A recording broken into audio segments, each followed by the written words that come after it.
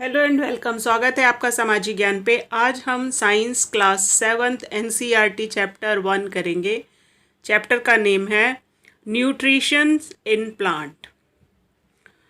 In class 6th, you learned that food is essential for all living organisms. You also learned that carbohydrate, protein, fat, vitamins and minerals are component of food.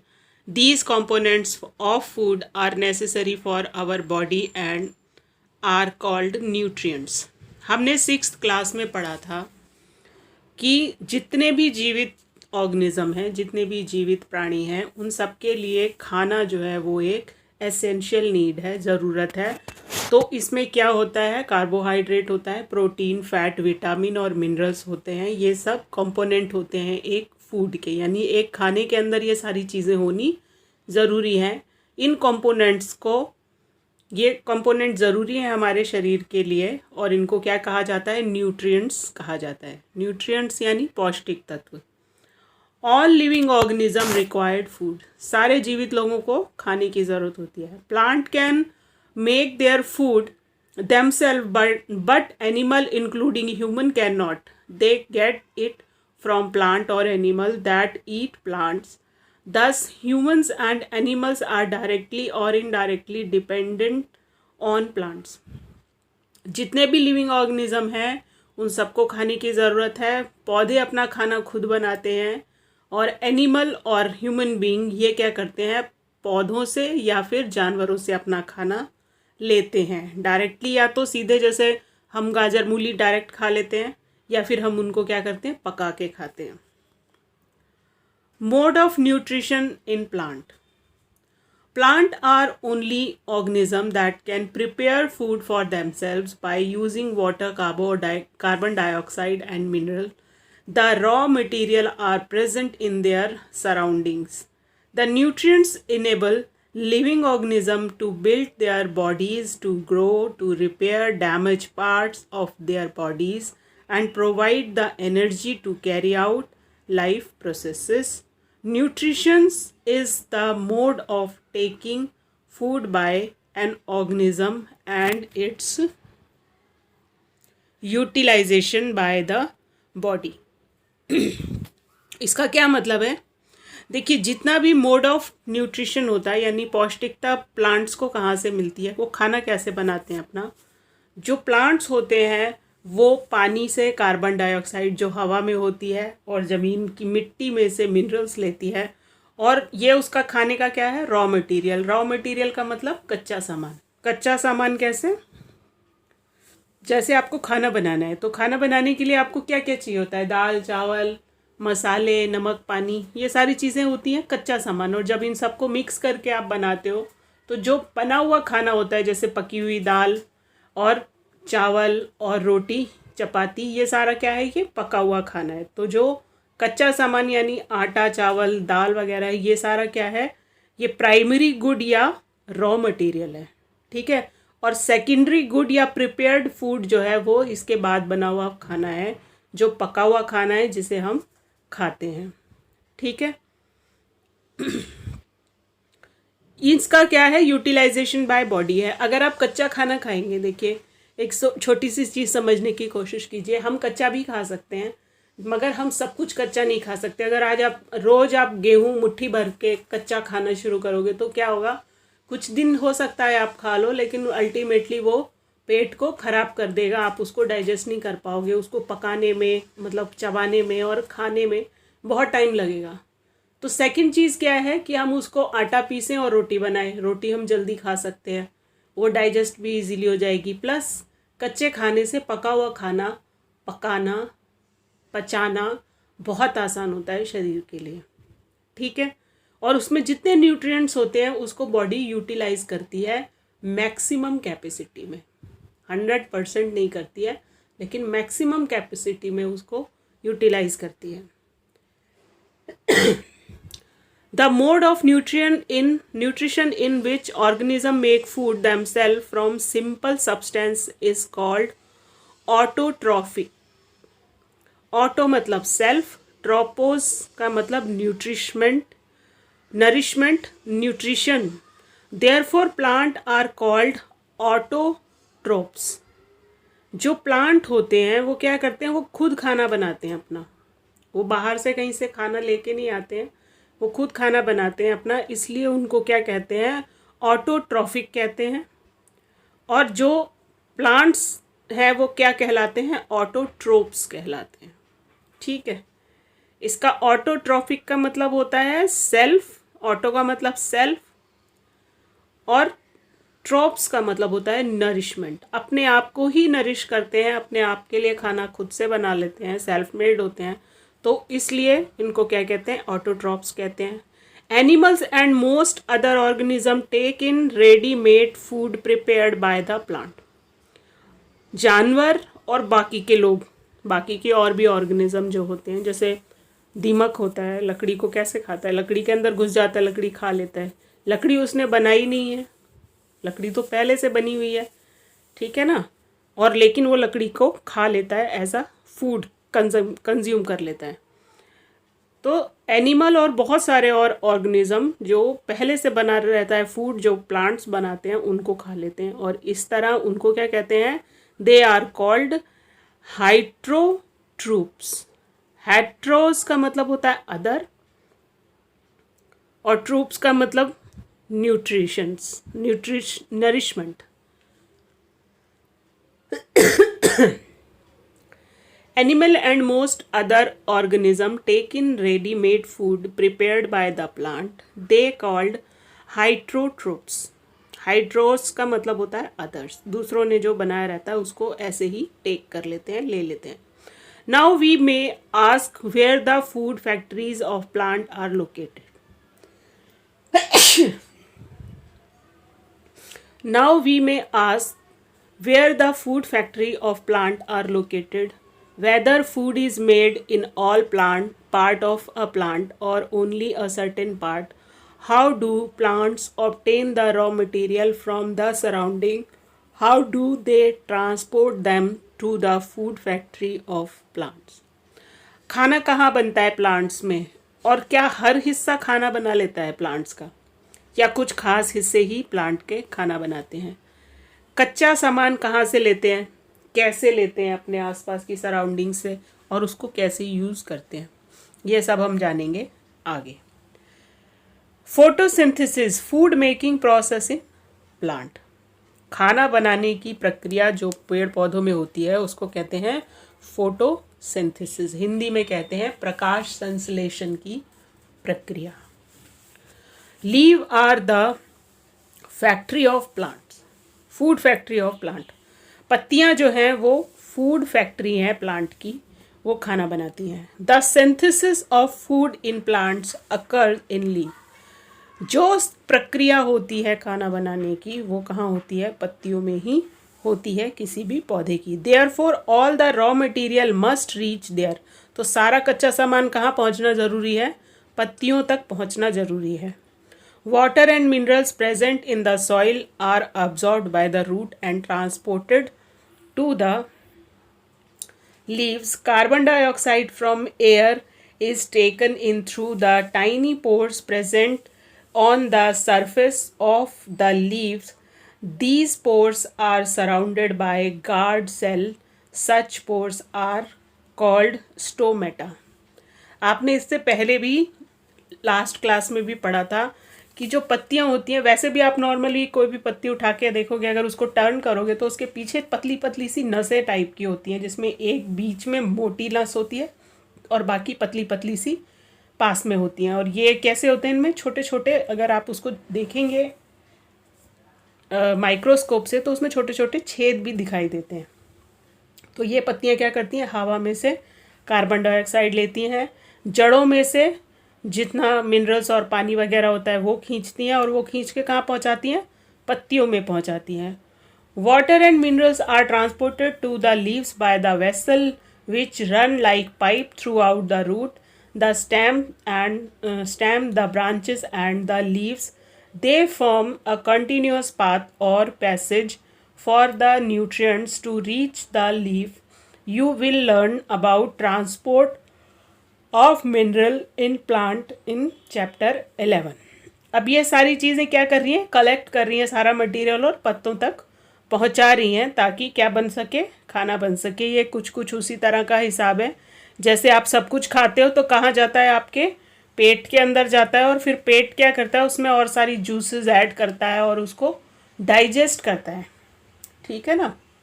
आपके तो सारा कुछ कहाँ, पेट में इकट्ठा हुआ, और प्लांट्स में सब कुछ कहाँ इकट्ठा हुआ, पत्तियों में इकट्ठा हुआ, क्योंकि पत्तियाँ क्या करेंगी, अब खाना बनाएंगी। The leaves have green pigment called chlorophyll.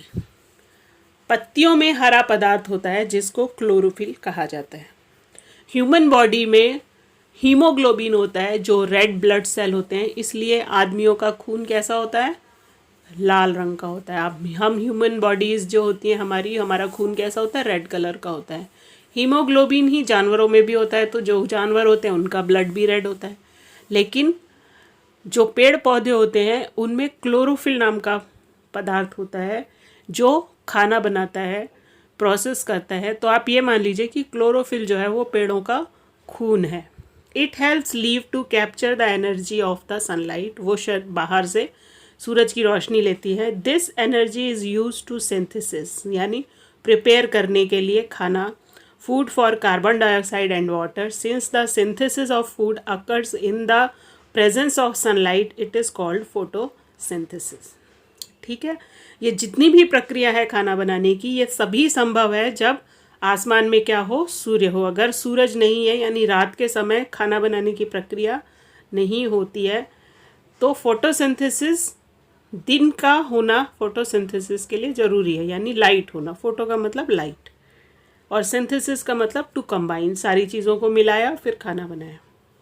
So we find that chlorophyll, sunlight, carbon dioxide and water are necessary to carry out the process of photosynthesis। तो हमने क्या पाया कि क्लोरोफिल यानी हरा पदार्थ जो पत्तों में है, सनलाइट सूरज की रोशनी, कार्बन डाइऑक्साइड गैस और पानी वाटर आर नेसेसरी, ये सब जरूरी है किस चीज़ के प्रोसेस के लिए, फोटोसिंथेसिस के लिए, प्रकाश संश्लेषण की क्रिया के लिए, जिसके तहत खाना पेड़ पौधों द्वारा बनाया जाता है। It is a unique process on the earth. ये बहुत ही स्पेशल प्रोसेस है, प्रक्रिया है पृथ्वी पर। The solar energy is captured by the leaf and stored in the plant in the form of food. रोशनी जो है वो पत्तियों द्वारा खींची जाती है और स्टोर की जाती है प्लांट में ताकि वो खाना बना सके। The sun is ultimate source of energy for all living organism. इसीलिए जो सूर्य है उसकी रोशनी जो है, उसकी गर्मी जो है, वो सभी जीवित लोगों के लिए बहुत ज़्यादा कंपलसरी ज़रूरी चीज़ है, ऊर्जा की। सोर्स ऑफ एनर्जी का मतलब ऊर्जा का स्रोत है ये। अगर सूर्य नहीं होगा तो हम लोगों की भी कोई काम नहीं हो सकता है। हम लोग कब तक सर्दी में अंदर बर्फ़ में पड़े रहेंगे, घर के अंदर पड़े रहेंगे। लेकिन अल्टीमेटली जब सूरज निकलता है तब हमारे कामकाज स्टार्ट होते हैं। जैसे पेड़ पौधों के कामकाज भी तभी स्टार्ट होते हैं और तभी पेड़ पौधे अपना खाना बना पाते हैं और तभी हमें खाना मिल पाता है। Can you imagine life on earth in the absence of photosynthesis? आप इमेजिन कर सकते हैं कि सूर्य ना हो, फोटोसिंथेसिस यानी प्रकाश संश्लेषण की प्रक्रिया ना हो जिसमें पौधे अपना खाना बनाते हैं, तो इनकी एब्सेंस में दुनिया में फूड कहाँ रहेगा? In the absence of photosynthesis there would not be any food. कोई खाना नहीं रहेगा। The survival of almost all living organisms directly or indirectly depend upon the food made by the plant, besides oxygen, which is essential for the survival of all living organisms, is produced during photosynthesis. In the absence of photosynthesis, life would be impossible on the earth. अब ये photosynthesis की प्रक्रिया में क्या होता है, एक तो पौधे अपना खाना बनाते हैं और दूसरा कार्बन डाइऑक्साइड लेते हैं और ऑक्सीजन रिलीज़ करते हैं। और ऑक्सीजन मैक्सिमम जितने भी जीवित लोग हैं, जितने भी जीवित प्राणी हैं, वो ऑक्सीजन में सांस लेते हैं और जिंदा रहते हैं। तो अगर पेड़ पौधे ही नहीं होंगे तो खाना भी नहीं होगा, और खाना भी नहीं होने के साथ में ऑक्सीजन भी नहीं होगी, तो लाइफ जो है वो ख़त्म हो जाएगी पृथ्वी पर से। During photosynthesis chlorophyll containing cell of leaves in the presence of sunlight use carbon dioxide and water to synthesis carbonated the process can be represented as an equation, carbon dioxide plus water, sunlight और chlorophyll, और उसके बाद में क्या है, carbohydrate plus oxygen. ये यहाँ पे एक चित्र दिखा रखा है जिसमें दिखाया है कि एक पौधा है जो सूरज की रोशनी में क्या बना रहा है, खाना बना रहा है, और ज़मीन से ये वाटर और मिनरल ले रहा है और ऑक्सीजन, कार्बन डाइऑक्साइड ले रहा है और ऑक्सीजन छोड़ रहा है। तो ये फोटोसिंथेसिस की प्रक्रिया है जो सूर्य की रोशनी में हो रही है। और यहाँ इन्होंने बता दिया कि कार्बन डाइऑक्साइड प्लस वाटर, सूरज की रोशनी और क्लोरोफिल मिलाकर पेड़ अपना खाना बना रहे हैं, और कार्बन हाइड्रेट प्लस ऑक्सीजन जो है वो उसको बाहर छोड़ रहे हैं। इसके बाद में यहाँ पे दूसरा डायग्राम है। During the process oxygen is release the carbohydrated ultimately get converted into starch. The presence of starch in leaf indicates the occurrence of photosynthesis. The starch is also a carbohydrate. अब एक चीज़ मैं आपको यहाँ बताऊँ कि कोई भी व्यक्ति, इंसान हो या फिर पेड़ पौधे हो, हम जो भी कुछ खाते हैं वो खाना जो है वो स्टार्च में कन्वर्ट हो जाता है। स्टार्च का मतलब होता है कार्बोहाइड्रेट। ठीक है, आप रोटी सब्जी कुछ भी खाएंगे तो वो अंदर जाके अल्टीमेटली क्या होगा, कन्वर्ट होगा कार्बोहाइड्रेट में। कार्बोहाइड्रेट से आपको एनर्जी मिलेगी, और उस एनर्जी को अगर आप बहुत कार्बोहाइड्रेट खाते हैं, जैसे आप चावल खाते हैं तो चावल में कार्बोहाइड्रेट होता है, रोटी में कार्बोहाइड्रेट होता है। तो जब आप ये ज़्यादा खाएंगे तो क्या होगा कि कार्बोहाइड्रेट बढ़ते बढ़ते बढ़ते बढ़ते इतना बढ़ जाएगा कि वो कन्वर्ट हो जाएगा फैट में। जो लोग आलू और ये आपका चावल जैसी चीज़ें ज़्यादा खाते हैं, फैटी खाना ज़्यादा खाते हैं, तो जितना वो यूज़ कर सकते हैं, बॉडी यूज़ कर सकती है, उसको यूज़ कर लेती है। और जो यूज़ नहीं करती है, अनयूज्ड मटेरियल जो होता है, वो कन्वर्ट हो जाता है, कार्बोहाइड्रेट जो है वो वसा में यानी फैट में कन्वर्ट हो जाता है और स्किन के नीचे स्टोर हो जाता है चर्बी की फॉर्म में। आपने देखा होगा जो लोग बहुत खाते हैं, काम कुछ नहीं करते, ना के बराबर उनका काम रहता है, तो उनकी जो बॉडी में फैट इकट्ठा रहता है, और वो फैट क्या है, वो कार्बोहाइड्रेट है, कन्वर्ट हो जाता है जो फैट में, यानी एक तरह से वो स्टार्च है। ठीक है, और इसी तरह से पौधों में भी जो भी खाना उनका इस्तेमाल होता है कर लेते हैं, उसके बाद जो बच जाता है वो खाना उसमें स्टार्च के फॉर्म में इस्तेमाल होता है, स्टोर हो जाता है। जैसे आपने देखा होगा कि आलू है तो आलू की जड़ में सारा स्टार्च वहाँ पे स्टोर हो जाता है। इसी तरह बहुत सारे पेड़ पौधों में भी अलग अलग जगह पे, फलों में स्टोर होने वाला भी स्टार्च या कार्बोहाइड्रेट ही होता है। उस फ्रूट का खाना जो है वो वहीं पे जाके स्टोर होता है। ठीक है, अब यहाँ पे इन्होंने बताया एक्टिविटी है, take 2 potted plant of the same kind, keep one in dark for 72 hours and the another. ये सब आपको एक प्रैक्टिकल है करने के लिए कि एक को सूरज की रोशनी में रखा, दूसरे को अंधेरे में रखा, तो क्या होगा, सूरज की रोशनी वाला तो ठीक ठाक रहेगा, लेकिन जो घर के अंदर है जिसको धूप नहीं मिल रही उसकी प्रक्रिया नहीं होगी।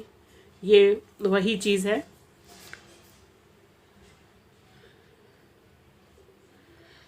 नेक्स्ट उसमें हम आते हैं, you often seem slimy greeny patch in pond और the other stagnant water bodies. These are generally formed by the growth of organism called algae.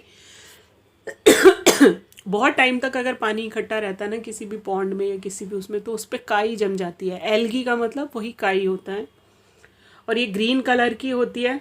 तो आपने, जैसे आपको पता है कि रेनडियर जो उसमें रहता है, वो सेंटा क्लॉज के आगे जो एक हिरन जैसा चलता है उसे रेनडियर कहते हैं। और वो जो ठंडी जगहें होती हैं वहाँ पे वो रेनडियर ये काई खाकर ही अपने आप को ज़िंदा रखते हैं, मतलब उनका प्राइमरी फूड यही है, वहाँ मिलता ही कुछ और नहीं है। एल्गी जो है वो भी अपना खाना बनाती है फोटोसिंथेसिस की प्रक्रिया के तहत। Synthesis of plant food other than carbohydrate. You have just learn that plant synthesis carbohydrate through the process of photosynthesis, the carbohydrate are made of carbon, hydrogen and oxygen. Carbon, hydrogen और oxygen का combination है जो carbohydrate बनाता है। These are used to synthesis other component of food such as protein and fat, but protein are nitrogenous substance which contain nitrogen. From where do the plant obtain nitrogen? अब जो protein है, carbohydrate जो है, देखिए चीज़ को समझने की कोशिश कीजिए कि जब आप जूस पीते हैं, बाहर से आए, आपको प्यास लगी थी, आपने जूस पी लिया या ग्लूकोज पी लिया, तो ये क्या है, ये कंपोनेंट सीधा डायरेक्ट आपके शरीर के अंदर गया और थोड़ा सा ही पंपिंग में डायरेक्ट ब्लड में मिला और डाइजेस्ट हो गया। उसने आपको जो भी एनर्जी देनी थी वो थोड़े टाइम के लिए दी, रिलीज़ किया, एनर्जाइज किया, ठीक है, थकान को दूर किया, ठीक है, लेकिन वो स्टोर नहीं हुआ आपकी बॉडी में। वो क्या हुआ, उसने अपना काम किया, रिलीज़ करा, बाहर चला गया, ठीक है।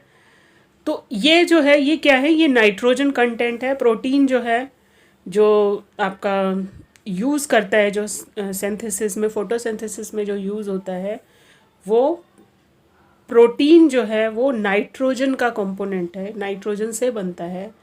तो नाइट्रोजन पौधों को कहाँ से मिलता है? नाइट्रोजन पौधों को हवा में से लेना पड़ता है, ठीक है।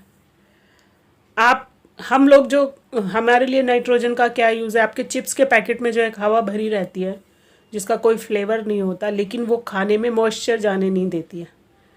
आपके क्रिस्पी चिप्स रहते हैं और भी जो चीज़ें, कुरकुरे और ऐसी चीज़ें जो आप खाते हो, तो उस पैकेट के अंदर जो एक हवा रहती है, वो हवा जो है वो नाइट्रोजन होती है, क्योंकि उसका अपना कोई फ्लेवर नहीं होता। और हमारे लिए नाइट्रोजन का कोई ऐसा यूज़ नहीं होता क्योंकि हम उसे सांस नहीं लेते हैं, ठीक है। पौधों में नाइट्रोजनीकरण कैसे होता है? इन्वायरमेंट में नाइट्रोजन रहती है और बहुत सारे पौधे जो हैं उनके जड़ के बैक्टीरिया रहते हैं, जो कि जैसे मटर हो गया, आपकी फली वाली दालें हो गई, तो ये क्या करते हैं, ये ऑक्सीजन हवा में से लेके जड़ों में उसको स्टोर करते हैं। तो छोटी छोटी गांठें सी जड़ों के अंदर बनी रहती हैं, ये वहाँ से उसको अपने पौधे के अंदर लाते हैं। Recall that nitrogen is presence in the abundance in जनरस फॉर्म इन एयर। सब जगह पे है नाइट्रोजन, आपको पता है 70% तक नाइट्रोजन है, 21% ही ऑक्सीजन है। तो 70% से अब होने के बावजूद भी ये हमारे लिए नहीं है, लेकिन क्योंकि ये इम्पॉर्टेंट कंपोनेंट है और पौधों को इसको यूज़ करना होता है, तो वो जड़ों से इसको यूज़ करते हैं। अब कैसे यूज़ करते हैं, अब आप इसको यहाँ पे देखिए। Recall the nitrogen in the presence in abundance इन gaseous form in the air. However, plants cannot absorb nitrogen in this form. इसी फॉर्म में प्लांट इनको नहीं ले सकते, जैसे हम नहीं ले सकते। Soil has contained bacteria that convert gaseous nitrogen into a usable form and release it into the soil. ठीक है ना, ज़मीन के अंदर, मिट्टी में ऐसे बैक्टीरिया रहते हैं जो इसको कन्वर्ट कर देते हैं उस फॉर्म में जिस फॉर्म में पौधे इसको इस्तेमाल कर सकते हैं। These soluble form are absorbed by the plant along with water. और इसके साथ में इसको क्या करता है, एब्जॉर्ब कर लेता है प्लांट पानी के साथ में। Also you might have seen farmer adding fertilisers rich in nitrogen to the soil. In this way, the plant fulfill their requirement of nitrogen along with the other constituent. Plant can then synthesize component of food other than carbohydrate such as protein and fat. तो एक तो ये तरीका है कि bacteria से पौधे ले लेते हैं, उसको कन्वर्ट कर लेते हैं हवा में से लेके। और दूसरा क्या है कि आपने देखा होगा यूरिया डालते हैं, तो यूरिया में भी नाइट्रोजन का वो रहता है, कंपोनेंट रहता है, और वो मिट्टी में मिलता है तो पौधे उसे इस्तेमाल कर लेते हैं। Other mode of nutrition in plant, और किस तरह से उसको हम यूज़ करते हैं प्लांट्स को। There are some plants which do not have chlorophyll, कुछ पौधे ऐसे होते हैं जिनमें क्लोरोफिल नहीं होता। They can not synthesise their food, वो अपना खाना भी खुद नहीं बना पाते। They how do they survive and from where do they derive nutrition, अब वो किस तरह से जिंदा रहते हैं और कहाँ से न्यूट्रिशन यानी पौष्टिकता प्राप्त करते हैं। Like human and animal such plants depend on the food produced by other plants, they use the heterotrophic mode of nutrition. Figure 1.5 में देखना है। Do you see yellow tubular structure twining around the stem and branches of a tree? This is a plant called Cuscuta यानी अमरबेल। It does not have chlorophyll. It takes ready-made food from the plant. अब कुछ जैसे अभी बताया पहले आपको कि कुछ ऐसे होते हैं जो जिनमें अपना कोई हरा पदार्थ नहीं है, यानी वो खुद खाना नहीं बनाते, तो वो क्या करते हैं, दूसरों पे डिपेंड रहते हैं। जैसे परजीवी मच्छर होते हैं ना, कि मच्छर क्या करते हैं, हमारा खून पीते हैं। उसी तरह ये पौधा भी है जिसका नाम अमरबेल या इंग्लिश में से कस्क्यूटा कहते हैं। तो ये क्या होता है, आपने देखी होगी पतली पतली येलो येलो कलर की बेलें होती हैं जो पेड़ों के ऊपर पड़ जाती हैं और उससे वो रस चूसने लगती हैं। बना बनाया खाना जो है वो प्लांट से हजम कर लेती है, जैसे ये पौधा आप यहाँ पे इसमें पेड़ के ऊपर देख रहे हैं। Structure is the on which it is climbing, जिस भी पौधे पे चढ़ जाती है उसका ही ये जूस लेना शुरू कर देती है। The plant on which it climb is called a host, जिस प्लांट के ऊपर ये चढ़ी हुई है उसको क्या कहते हैं, होस्ट कहते हैं। ठीक है, जैसे आपके ऊपर मच्छर चढ़ जाए तो आप उसके होस्ट हो गए। Since it deprive the host of valuable nutrients it is called a parasite. Parasite यानी परजीवी। Are we and the other animal also parasites on the plant, you should think about it and discuss with your teacher. Have you seen or heard of plant that can eat animal? There are few plant which can trap insect and digest them. It is not amazing. Such plant may be green or some other color. Look at the plant in figure 1.6. ये pitcher plant है और हर उसमें ये pitcher plant आता ही आता है। इसका काम क्या है, इसका काम है एक अजीब सी स्मेल ये अपने आप से छोड़ता है, और वो स्मेल जैसे सड़ा हुआ मांस होता है इस तरह का होता है। और ये कई पौधे ऐसे होते हैं जो स्वीट स्मेलिंग होते हैं, तो जो छोटे छोटे कीड़े मकोड़े होते हैं वो उस स्मेल से वो आकर्षित होते हैं उसकी तरफ, और आकर्षित होने के बाद में क्या है कि उसके अंदर घुस जाते हैं, और जब वो घुस जाते हैं तो ये अपना जो ऊपर इसने एक वो ढक्कन खुला रखा होता है वो ढक्कन जो है उसको बंद कर। Structure is the modified plant of the leaf. The apex of the leaf form a lid which can open and close the mouth of the pitcher. Inside the pitcher there are hair which are directed downwards. When the insect land in the pitcher, the lid closes and the trapped insect get entangled into the hair. The insect is digested by the digestive juices secret in the pitcher. Such insect eating plants are called insectivorous plant. It is possible that such plants do not get all the required nutrients but nutrients from the soil in which they grow. तो ये structure बता दिया कि एक picture जैसे मटका होता है उस तरह से होता है, और उसके अंदर क्या होते हैं, बाल होते हैं। लिड होता है जो खुल जाता है, तो उसके बाद में क्या होता है, उसके अंदर कीड़ा जाता है और उन बालों चिपचिपे बालों में वो फंस जाता है, और उसके अंदर जो जूस रहते हैं उसके अंदर गिरता है जाके और उसको वो डाइजेस्ट कर लेते हैं। तो ये है आपका फर्स्ट पार्ट। सेकंड पार्ट के लिए इसके आगे जो है उसको हम नेक्स्ट पार्ट में करेंगे। आई होप कि आपको समझ आया होगा, और अगर कोई दिक्कत होती है तो आप कमेंट कर सकते हैं। Thank you, thanks for watching.